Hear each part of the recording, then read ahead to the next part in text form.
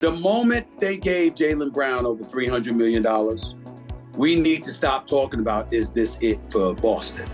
What Boston said to you is, Jaylen Brown and Jayson Tatum are going to be here for years to come. This is it. Because neither is over the age of 27. They got a decade left in their game. They ain't going anywhere. And so, because if they gave Jaylen Brown that money, just add additional $50 million to Jayson Tatum's contract. Just add it. He's not going anywhere. And so, because that's your reality, you know what? Porzingis may end up going someplace. Derek White and Horford and those brothers may be going someplace. But Tatum and Brown are here to stay. And as long as Tatum and Brown are here to stay, the Boston Celtics are going to contend. Now, what does that mean that they're going to win a championship this year? No, but I'll tell you this much, I got them as my favorite. I'll tell you that. There is no team in the NBA that should be able to definitively look at the Boston Celtics and say we're better. No one. With Brown and Tatum, with Drew Holiday at the point, with Porzingis replacing Marcus Smart, who I miss dearly, but nevertheless, he ain't a 7-3 shot blocker with a three-point shot. With Al Horford still there, with Derek White still there, and I like Pritchard, believe it or not. I like his moxie, his guts coming off the bench and giving you the little bit he can give you. I like that. I don't think there's any excuse for the Boston Celtics to play second fiddle to anybody this season. Could they lose to a Denver? Sure. Could they lose to a Milwaukee or a Philly gets an additional piece? It's possible, but nobody should look at the Boston Celtics and view them as an underdog against any single opponent in the NBA outside of the reigning defending champion Denver Nuggets. And the only reason you would do that is because their chemistry is intact and Boston is trying to figure theirs out.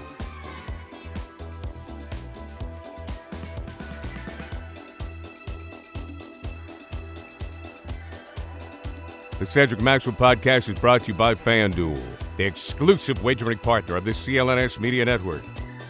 All right, it's another episode of the Cedric Maxwell Podcast. He is Cedric Maxwell. I am Josue Pavone, and we told you we had surprises, right, Max? We told them we got some surprise guests that they're not going to believe we pulled off. And this is, we didn't miss this time. This is one of them, man. Legendary journalist, ESPN's host of First Take, also host of the Stephen A Smith show on YouTube, which I personally enjoy myself, man. He's Stephen A Smith.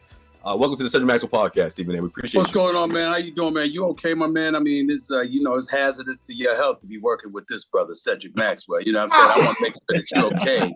I want to make sure that you are all right, man. I mean, that's a lot for a youngster to be connected to. You know what I'm saying? It's crazy. Look, you know what? It goes up and down.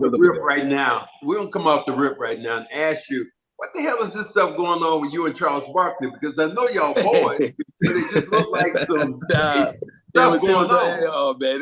That's how, listen, I loved it, man. It's my first time I was ever on TNT, man. Shaq and the Fool, he got me real good. Barkley was getting at me and what have you. But this is how they do. They text me with this stuff on it. They're like you. I mean, it's like people see me, you and I together and stuff like that, how we always get into it. I'm like, it's nothing different than how the man treats me every time he talks to me. I mean, it's just the way it is. These are my boys. So it was good. It's a lot of fun, man. You know, my big bros getting on me the way y'all do. It's hilarious, man. It's all good. Yeah. I happened to run up on him. He was doing this take last year in Miami, and he was going back and forth. It's like, Marcus, I got problems right now. The Celtics are winning, but look the way they're winning. And he's right in the middle of his broadcast, and I run into him, and I'm like, how about them damn Celtics? And he looked at me like, are you serious? I can't believe you, man. I can't believe he damn sure did it right while I'm on the air. On the air. There's no decorum whatsoever. I'm like, yo, look, y'all, it's my man Cornbread. I mean, that's what he's going to do. Just get over it. Just get over it. You know, right. He's about that life. That's right. Well, my question to you, off the bat, man, is what does Cedric Maxwell mean to you in the sense of watching him as a player? What I mean by that is, did he piss you off, or would you cheer for her? Which one were you? Which side I'm the kind of person I would cheer for somebody like that because I like somebody that that's going to talk it and that's going to back it up. I grew up and it wasn't necessarily that I was a 76ers fan, but I was a Julius Erving fan. I was a Dr. J. The Dr. J making out calls when Brett Musburger was calling the games. And so I would remember when they're playing the Celtics and Cornbread would be like, it's over. It's all, ain't coming back. Ain't coming back, Phil. Ain't worried about it. I'll be like, damn. But then he'd go out on the court with Bird and the rest of the crew, and they'd back it up. And so I'm one of those guys that I always respect that as a pundit and as a journalist and all of that. I don't care about the talking as long as you're going to back it up, as long as you're not going to be a punk and deviate from the kind of things that you said. Keep that same energy. If you're going to have that kind of energy when you're talking about somebody, when you get on the court, make sure you back it up. And he was one of those people. And he spoke up not just on behalf of himself, but his teammates. And sure enough, his teammates would respond. So you always have to give props to that. And because to me, that's what champions are made of. And when we talk about today's NBA culture and a softness that comes along with it, we're not talking about physically. We're not talking about guys who aren't big, who aren't strong, who aren't fast or anything like that. We understand the game has evolved. Athletes have evolved. A lot of them are better and superior to what we saw back in the day, but something set the standard. Everything grows from something. And so for me, when you see the good old days, as I call it, old school, and cats had to have a lot of heart. You didn't just have to have skill. You had to have a lot of heart. When I think this is the first generation where it's not necessarily the player's fault, but there's been a softening mentally of things, how sensitive you are to skepticism. You're sensitive ass. Yeah. Yeah, exactly. All of that shit. I'm like, this is some bullshit. I mean, it really drives me crazy because I think cats like Ced and others have every right to lament the absence of intestinal fortitude and mental toughness that we see in today's game where guys are so. Back in the day, if you sat up there and you was insulting the Ced and all of them, they know who you are. They might say something to you before the game, but they damn sure looking for you after the game when they prove you wrong. You see what I'm saying? And that's as far as it went. You got guys here that might not talk to you for years because you pointed out a fact that's indisputable, that can't be disputed. And you're just looking at them and it's like, damn, you need to grow up. But that's what has happened to today's generation of players, and that's unfortunate. Well, isn't let me ask you this, isn't Draymond Green a kind of throwback to that time? And I have my bouts with him, but I still look at him as like one of those guys who would cross the line to win for his team. Mm-hmm. Yes, I agree with that. But also I know him personally, and because we talk a lot, and from a mental perspective, if Draymond got an issue with you, Draymond gonna tell you. He's gonna search you out. He'll find you, and he'll let you know what he thinks about what you said. And being in our position, you cannot find fault with that. Anybody that wants to talk to me based off of something that I've said, I'm all ears. I will listen. I will have a conversation with them. And damn it, if they wrong, I'll admit it. And if I said something wrong publicly, I'm going to admit it publicly. And I'm going to correct myself publicly. I'm not going to do something publicly and then all of a sudden I'm wrong and then I'm going to go hide and then privately I'll admit I'm wrong, but I'm going to hold the fort publicly. No, you got to man up. Like, yo, he got a good point. He got me there, what have you. And Draymond's one of those people that will hold you accountable. CP3 is one of those people that will hold you accountable and stuff like that. And so I appreciate that old school mentality when it comes to that. Again, athletes back in the day were sensitive. I'm not saying that wasn't the case. It's just that they didn't hold the grudge and hate you for life and never said anything to you. They literally confront you and be like, yo, here's where you got this wrong. You need to know what you're talking about. You got this wrong. This is what was the truth, et cetera, et cetera. And when you have that, when you deal with that stuff on a manhood level, then it's a lot easier to respect the fact that you recognize tradition and what comes with it instead of capitulating to the new school way of thinking where you've got to be soft mentally and you got to hold on to stuff you don't need to be holding on to and walking around with unnecessary grudges over things that are relatively small that you gave a life of its own just because of your heightened level of sensitivity. You know what? I have to say that you're totally correct in Draymond's case because he searched me out. He found me in the playoffs. He found me. Your guy Joe Sway was sitting there, and he came to me. I was talking to Gary Payton. He was like, "Man, I heard something that he told Gary Payton not to talk to me." And I said, "You got something to say to me?" And he said, "No, I ain't got." And then we went to the back, and he was like, "This is what you said. You said that somebody would knock me out. I didn't say that." He said, "You're a man of your word." I didn't say that. What I said, if you were in the league, I said you would got knocked the fuck out, because during that time they wouldn't allow you to walk in somebody else's huddle. But I did respect him for exactly what you said, for him coming to me and saying, "Hey, this is how I feel." And I really respected that. Now, let me ask you this before I let Joe Sway go. I'm a Cowboy fan. I need to lament with you. My condolences. My condolences. You know what I'm saying? My condolences. He's going to be all right. He'll be all right. You in Boston. What the hell are you doing being a Cowboy? You went to UNC Charlotte. I mean, what the hell is going on? Tell him. Facts. Tell him. But what are you going to do? I'm going to ask you this. What are you going to do if the Cowboys win the Super Bowl? It's not something I've entertained. I can't imagine. It's not something I've entertained, and I won't entertain it now.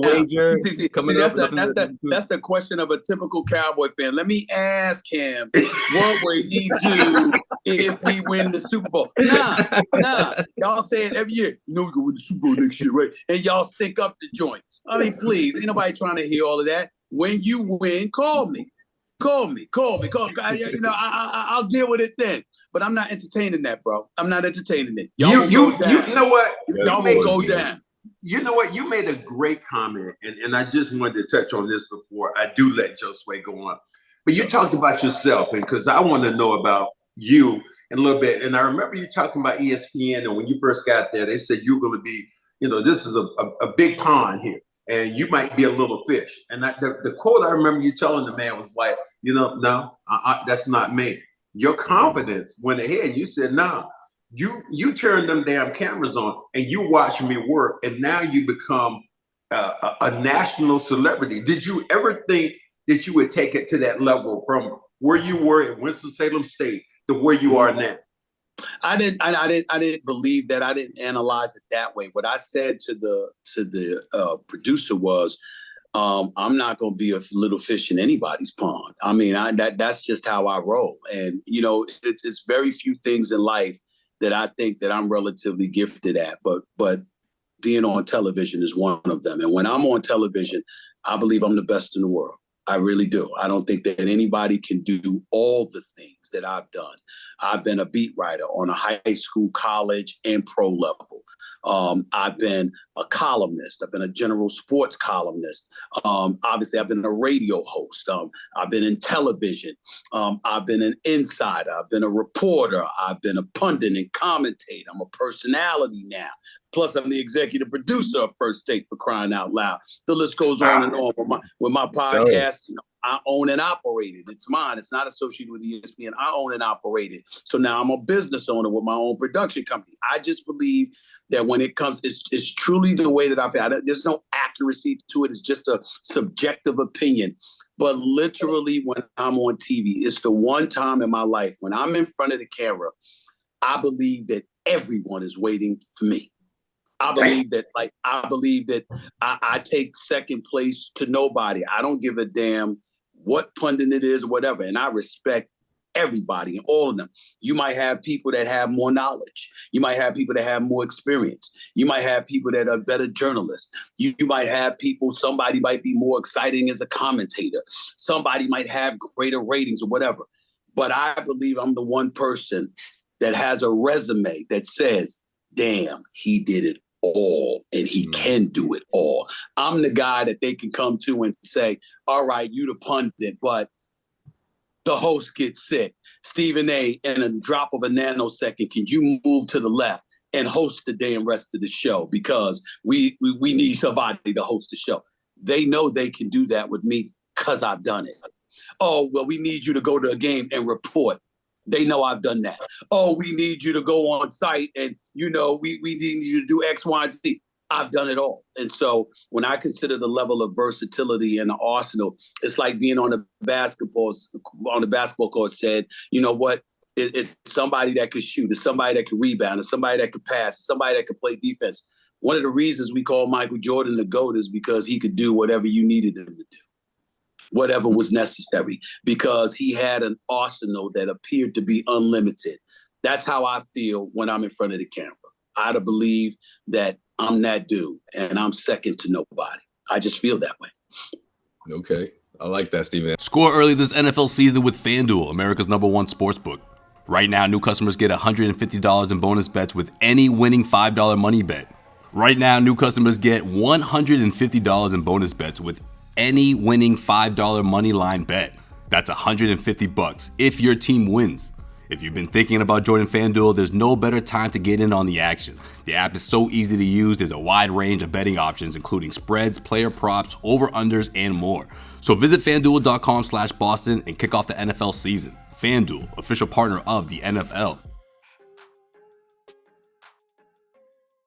Like, along those lines, what do you make of the way things are nowadays, right? Where the, maybe because the COVID shutdown, and nowadays people are they tune into YouTube. Guys are broadcasting themselves. They're getting guys to guests that they wouldn't normally get, to do different stuff from the comfort of their home. Mm-hmm. What do you make of the way journalism is sort of transformed into a new era? And what do you think is on the horizon? What's to come? I wouldn't use the word journalism, because there's a lot of subjectivity that comes into play, particularly when players are interviewing players and, they're letting them speak, but they're not challenging them on some of their opinions and thoughts or whatever. Having said all of that, I completely and 1000% support these brothers having these platforms, having an opportunity to express their thoughts, their beliefs, their perspectives, their opinions, et cetera, et cetera. I got no problems with it whatsoever, especially, and I'm gonna go there, especially when you're Black. Because one of the things that we've lamented throughout history is the absence of a preeminent voice. We wanted to have a voice. That's why Black folks are held to such a standard that we're held to, because it's by our own. It's not white America that's holding us to that standard. It's others. I'll give you a perfect example. I'm co-hosting and starring on First Take. Well, when Trayvon Martin got shot, people expected me to comment on it. They weren't expecting every sports show to comment on it, but damn sure First Take had to comment on it, because I was there. What you gonna say, Stephen A? When George Floyd was killed, what you gonna say, Stephen A? When the racial riots was going on, what you gonna say, Stephen A? Et cetera, et cetera. There's a level of expectations that comes with it. Why? Because we come from a community that primarily has been voiceless throughout history, and we needed somebody to carry that mantle. Well, now there's not one preeminent voice to do that per se. There are an abundance of people with voices. And as a result, we're all being heard. Now, I do think that at times we have to be careful. There's an elevated level of responsibility. For example, I'm held to a different standard than a player is held to. I'm held to a different standard than a former player is held to, et cetera, because of my resume, my reputation, who I represent, who I'm associated with for my day job with ESPN, et cetera, et cetera. But at the end of the day, it's incredibly important that those voices are heard and those perspectives are provided, because to me, it only buffers people like me and others, because we need that perspective. Once upon a time, we had to go to the Cedric Maxwells and others to get that perspective and then go on the air. Now all we had to do is wait for his podcast or listen to him call the Celtics games or hear what he has to say. And be like, that's what he said. Okay, how do we feel about it? And we go from there. I think it's a beautiful, beautiful thing, personally. Well, Stephen, hold on, Max, real quick. It took me what, three months, we would say, Max, to finally talk you into doing this damn thing, this damn podcast, because everything you just said and then some, right? Because you offer that unique perspective that obviously people hear on the radio every single game. But people want to hear what you sound like after or before the game, or talking about things that have nothing to do with the NBA. Like that's the type of perspective that people are they want to feel like they're in the room having a conversation with Cedric Maxwell, or other former NBA players that are now have these platforms to do their podcast. But there's an additional challenge that comes with it from somebody like me specifically. If I'm just a player or a former player with a podcast, I'm giving you my perspective, my feel, and just my take on things. But in my position, because of who I am and what I've been associated with and what have you, the expectation is an elevated level of responsibility. So it's not just about giving the audience what they want to hear. It's also about having the courage to tell them what they need to hear because of the world we're living in and what they're subjected to. It's like a lot of times you see cats and they're telling me Stephen A selling out, blah, blah, blah. And then a man like my boy Snoop Dogg comes in. He said he ain't selling out, he looking out because he's here listening to me talk. And I'm not telling you I'm right or whatever. I'm saying to you, this is the perspective. This is what's going to happen to you if you do this. I want you to know. I'm not saying it's right. I'm saying this is the world that we're living in. And it's to me, I'm going to use the word stupid. It's very stupid for somebody to think that they could say what they want to say and do what they want to do when they got their hand out for somebody else's money and there's not going to be any repercussions. That's not the way the world works. The way the world works is that at some point in time, compromise comes into play. Some levels of capitulation come into play. You don't sell your soul. You don't compromise your integrity. I've been talking to Cedric Maxwell for decades. You know, he's always been said. He's always been cornbread. He's as real as it gets. But as real as I know him to be, I also know he knows when to be real quiet. He knows when to be. Listen, this ain't a subject I need to be touching on this particular day. That's not smart. So even though he's outspoken, he's very real, he's very authentic, he's also highly intelligent because he knows the game.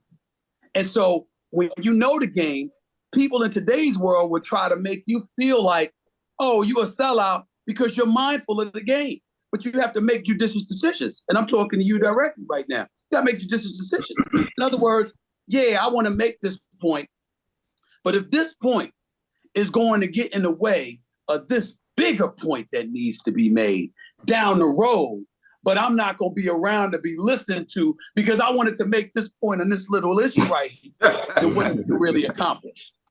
You got to make those decisions every day. Well, I want to ask you this because I want to put you, and I got my pen out here. I'm putting a Mount Rushmore in your backyard. Oh, man. Figures. And your Mount Rushmore is what, Stephen A? You got four people. Basketball? No, everything. You got four people that you can put on your Mount Rushmore. Oh, okay. Of sports. Of sports. For me, of sports. It's going to be, for me, it's going to be Michael Jordan. It's going to be Muhammad Ali. I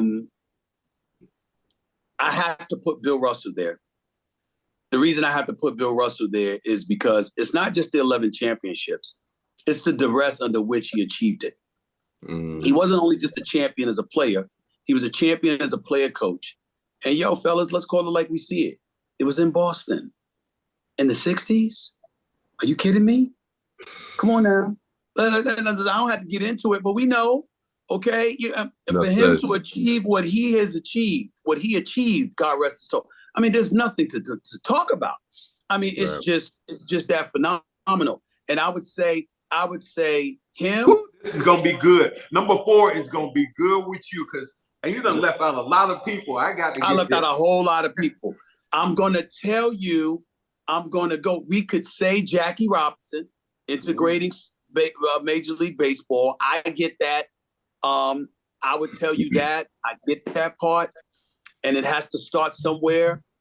I would tell you, believe it or not, and I've never said this before.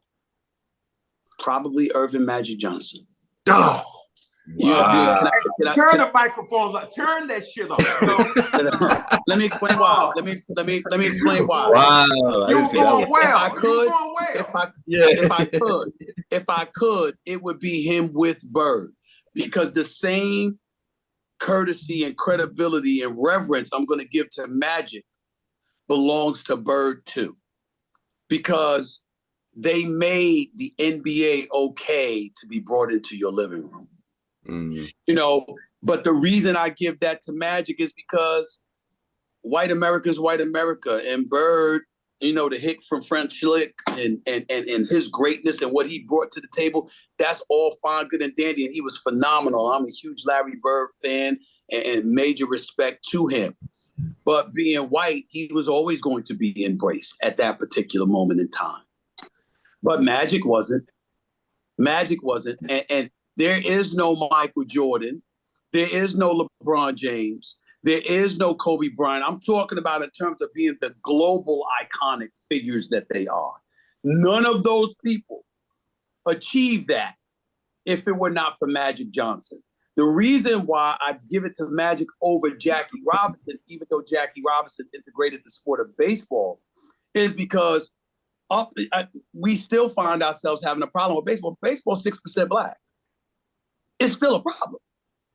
Wow. You know what I'm saying? I mean, it's the year 2023, and they've had to change, they've had to change different rules and make it more appealing to the athleticism that baseball players can bring and what have you, whether it's the pitch count, it's the raising of the mound, it's the, you can't shifting rules, et cetera, et cetera. You got all of these things that have sped up the games. It's led to more home runs, more RBI, more runs, more stolen bases, et cetera, et cetera.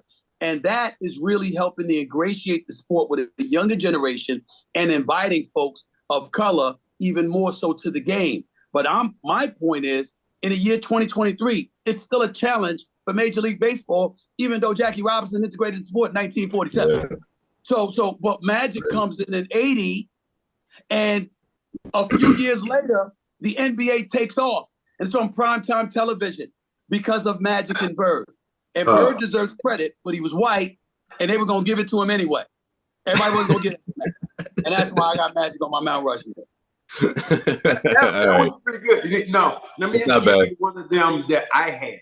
The one that I got that I put in the greatest female of all time. And I said Serena Williams. Serena Williams. No problem. No problem. Okay. No problem. Okay. I think she's the greatest of all time. I don't have a problem with Serena Williams. I think that's the closest to your list. That's the closest you've had. Yeah, that's the closest to my list, except Magic.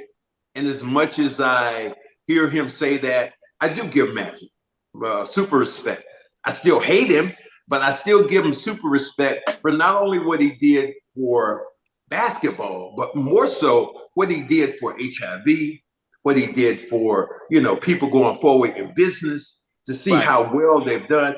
Stephen A., I had a chance, we were in LA after Kobe passed away, another name he didn't mention, but after Kobe passed away, and I had the chance to be on a panel, and it was myself, Kurt Rambis, it was Brian Scalabrine and somebody else, and Michael Cooper. And who walks in the room?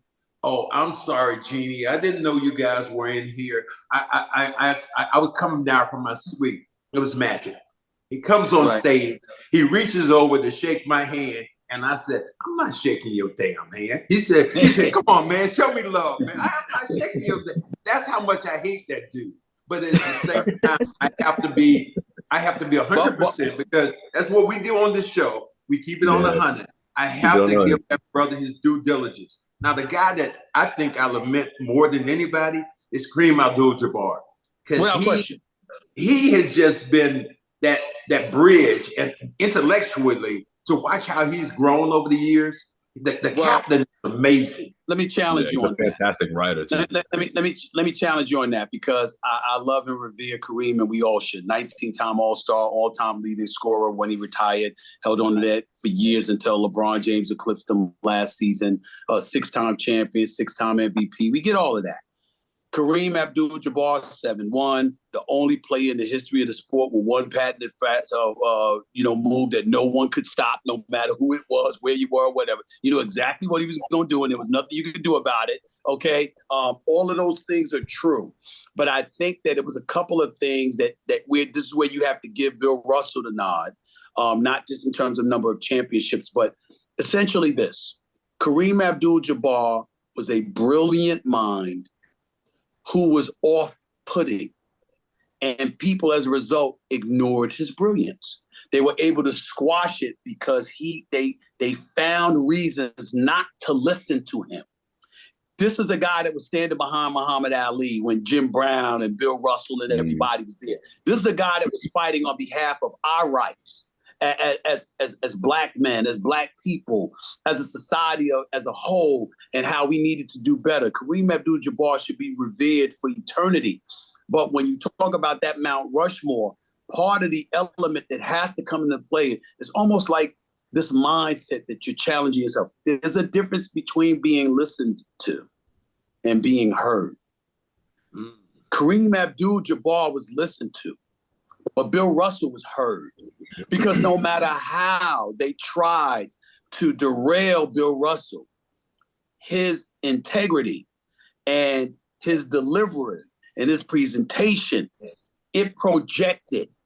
And as a result, that combined with his winning made you hear him more than you heard Kareem, even though Kareem was just as worthy of being heard. All of those things come into play. And that's what I'm talking about. When you got, of course, Kareem would be on the list if I had other space, but when you say Mount Rushmore, you only got 4. You got that's the thing, man. It's tough. It's tough. Well, what about today's Celtics and Lakers, man? I guess this is a 2-part question for you. First part is this it for the Celtics? Is this the team? Is this the championship team that Celtics fans have been waiting for, or are they one significant Kristaps Porzingis injury away? Like, well, how do you see it? I know. Well, here's what 21 games in. The moment they gave Jaylen Brown over $300 million, we need to stop talking about, is this it for Boston? What Boston said to you is Jaylen Brown and Jayson Tatum are going to be here for years to come. This is it. Because neither is over the age of 27. They got a decade left in their game. They ain't going anywhere. And so, because if they gave Jaylen Brown that money, just add additional $50 million to Jayson Tatum's contract. Just add it. He's not going anywhere. And so, because that's your reality, you know what? Porzingis may end up going someplace. Derek White and Horford and those brothers may be going someplace. But Tatum and Brown are here to stay. And as long as Tatum and Brown are here to stay, the Boston Celtics are going to contend. Now, what does that mean, that they're going to win a championship this year? No, but I'll tell you this much. I got them as my favorite. I'll tell you that. There is no team in the NBA that should be able to definitively look at the Boston Celtics and say, we're better. No one. With Brown and Tatum, with Drew Holiday at the point, with Porzingis replacing Marcus Smart, who I miss dearly, but nevertheless, he ain't a 7-3 shot blocker with a 3-point shot. With Al Horford still there, with Derek White still there. And I like Pritchard, believe it or not. I like his moxie, his guts coming off the bench and giving you the little bit he could give you. I like that. I don't think there's any excuse for the Boston Celtics to play second fiddle to anybody this season. Could they lose to a Denver? Sure. Could they lose to a Milwaukee, or a Philly gets an additional piece? It's possible, but nobody should look at the Boston Celtics and view them as an underdog against any single opponent in the NBA outside of the reigning defending champion Denver Nuggets. And the only reason you would do that is because their chemistry is intact and Boston is trying to figure theirs out. Damn. We're driven by the search for better, but when it comes to hiring, the best way to search for candidates isn't to search at all. Don't search, match with Indeed. If you need to hire, you need Indeed. Indeed is your matching and hiring platform with over 300 million global monthly visitors according to Indeed data, and a matching engine that helps you find quality candidates fast. Ditch the busy work, use Indeed for scheduling, screening, and messaging so you can connect with candidates faster. And Indeed doesn't just help you hire faster. 93% of employers agree Indeed delivers the highest quality matches compared to any other job sites, according to a recent Indeed survey. One of the things I love about Indeed is that it makes hiring all in one place so easy because it knows exactly what I'm looking for. It gives me the top candidates that I need, that enables me to comb through the other applicants and get right to the top to what I'm looking for. Leveraging over 140 million qualifications and preferences every day, Indeed's matching engine is constantly learning from your preferences. So the more you use Indeed, the better it gets. Join more than 3.5 million businesses worldwide that use Indeed to hire great talent fast. And listeners of the Cedric Maxwell podcast can get a $75 sponsored job credit to get your jobs more visibly at Indeed.com/Maxwell. Just go to Indeed.com/Maxwell right now and support our show by saying you heard about Indeed on this podcast. Indeed.com/Maxwell. Terms and conditions apply. In the minute I've been talking to you, 23 hires were made on Indeed, according to Indeed data worldwide. Get unparalleled access to job seekers with over 350 million monthly unique visitors globally, according to Indeed data, and an extended reach through Glassdoor. That's Indeed.com/Maxwell. Terms and conditions apply. Need to hire? You need Indeed. Your thoughts on the in-season tournament? We're recording this right before the championship round. Yep. With that being said, the Lakers, Pacers, can you see this as a potential building block for this Lakers team? How do you see this playing out for this Lakers team moving forward?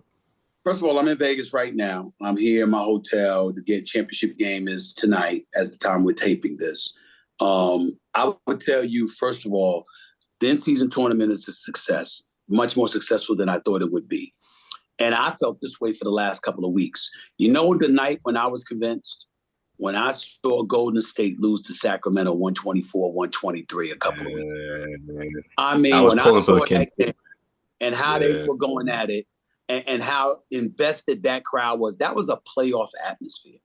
And we know what we're talking about because we saw them against each other in the first round last year in the playoffs. And so for me to witness that and to see them going at each other the way that they did, I got to tell you that it was exhilarating to watch. There was no doubt about it. And then to see Indiana take down Boston. And then after that, to take down Milwaukee. To see this kid, Tyrese Halliburton, balling out. Flexing on him. Which, by the way, just gets on my last nerves because I begged the New York Knicks to draft him the day before the draft. I said, you don't need no damn Obi. Is that right? You don't need no damn Obi Toppin. You got forwards. You need a guard. You need a point guard. Everybody dude, take him.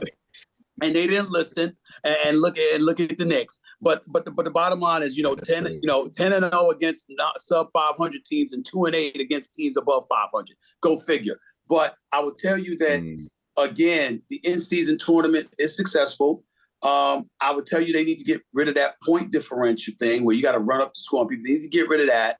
Outside of getting rid of that, I would tell you I love the fact that you got a young star like Halliburton putting on the show and putting the basketball world on notice that he's coming, and this meaning so much.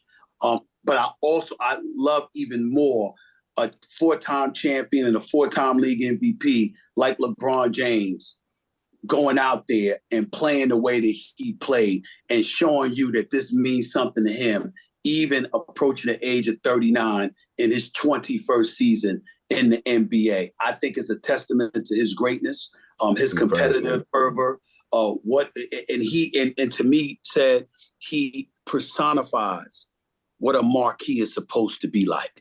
When your name is the marquee, you're supposed to be somebody that embraces it and says, here we go. I'm going to lead this pack. And that's what he did. And the only negative part about that was the embarrassing performance of the New Orleans Pelicans led by Zion Williamson. I mean, you're supposed to be the face of this franchise, and you roll into the play-in, and you get in the postseason, rather, play-in tournament, and you get trounced by 44 points. It was supposed to be your coming out party. It was supposed to be your stage where you said, I'm the young gun. I'm that new dude. But I ain't going to lie to you. He walked to the free throw line. Yo, fellas, I saw a belly. I saw a belly. A belly. And we doing our homework and we're hearing from people and we're asking people, what the hell is he eating? And you know what they're saying? The table. Like the table. Oh man. They ain't even giving you meals. I was gonna ask you, did he lose to Vegas? He's eating the table. And when you see that, yo, man, that's a problem, bro. That's a problem, fellas. You can't have that, man. And so, again, I love the fact that regular season play, the importance of it has been elevated. I appreciate it. And they still got to make some modifications, but I would define it as a success, but primarily because of Halliburton and LeBron James. Man, I tell you what, we want to thank you. I know you're busy and, keeping on the 100 with us.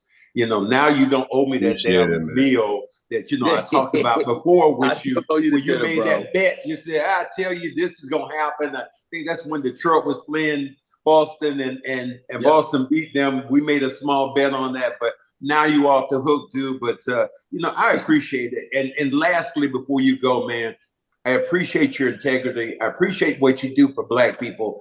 And for me, I hate it when I see another brother try to trounce you saying, oh, Stephen A, that's their boy.